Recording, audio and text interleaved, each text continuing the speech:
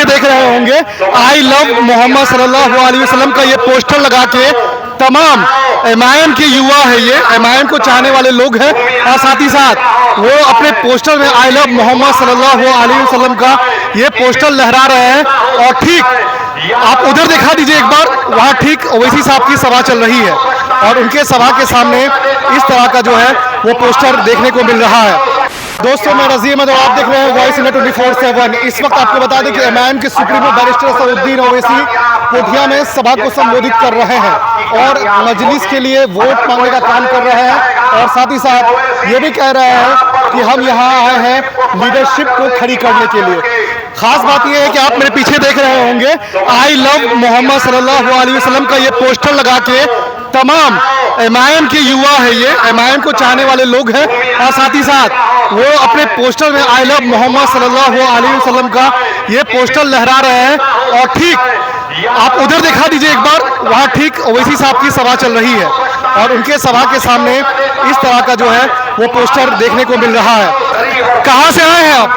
मैं रौटा से आया हूँ, अमौर विधानसभा से।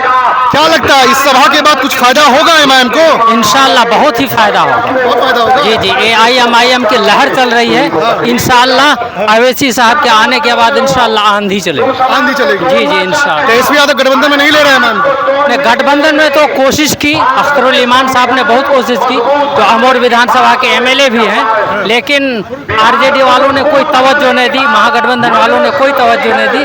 तो फिर हम लोग इंशाल्लाह लड़ेंगे, अकेले लड़ेंगे और इंशाल्लाह उम्मीद है कि 15 से 20 सीट तक लाएंगे और एआईएमआईएम जो है किंग मेकर की भूमिका में आएगी इंशाल्लाह। तो एमआईएम किंग मेकर की भूमिका में रहेगी, ऐसा लोगों का कहना। आइए और लोगों से बात करते हैं। यहाँ पे अली शेख है, एमआईएम के जो है ये एक चाहने वाला और एक जो है समर्थक कह लीजिए वो है।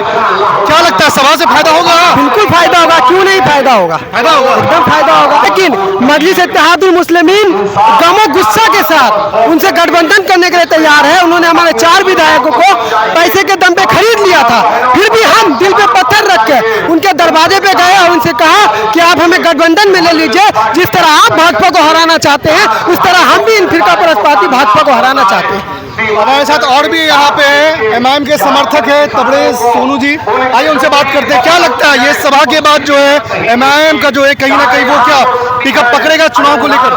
देखिए आज 24 सितंबर 2025 को नया यात्रा में ओवैसी साहब ने किशनगंज से आगाज कर दिया है और आज के बाद पूरा माहौल बदल गया है। आप देखेंगे हमारे 4 विधायक गए हैं और 24 का जो नारा है, ये नारा कहीं ना कहीं आज के इस रैली के भीड़ को आप देखकर अंदाजा लगा सकते हैं कि बिना किसी लालच में, बिना किसी स्वार्थ के इतने सारे गाड़ियां और इतने सारे लोग अभी आए हुए हैं कोठिया में और ये काफिला आगे जाकर लोहागढ़ा तक जाएगा और 4 दिवसीय दौरा जो आज किशनगंज से आगाज हुआ है ये कामयाब होता हुआ आज से दिखाई दे रहा है।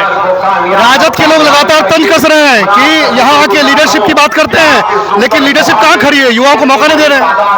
आप देखेंगे कि इस बार जो टिकट का मामला आ रहा है तो ज्यादातर युवाओं को ही टिकट दिया जा रहा है। आप देखेंगे किशनगंज विधानसभा में अभी कुछ दिन में घोषणा हो जाएगा, बहादुरगंज में भी आप देखेंगे तो युवाओं को टिकट दिया गया है। आप देखेंगे ढाका विधानसभा से राणा रंजीत जी को, एक युवा प्रत्याशी को टिकट दिया गया है। तो यहाँ लीडरशिप की तो बात होती है, साथ में साथ युवाओं को भी ख्याल रखा जाता है जिससे कि यहाँ की लीडरशिप मजबूत हो सके। तो आप देख रहे थे बैरिस्टर असदुद्दीन ओवैसी जो सभा को संबोधित कर रहे थे यहाँ कोठिया में और अभी जो है वो सभा समाप्त हुआ है और तमाम एमआईएम के लोग जो है ये कह रहे हैं कि आने वाले दिनों में बदलाव होगा।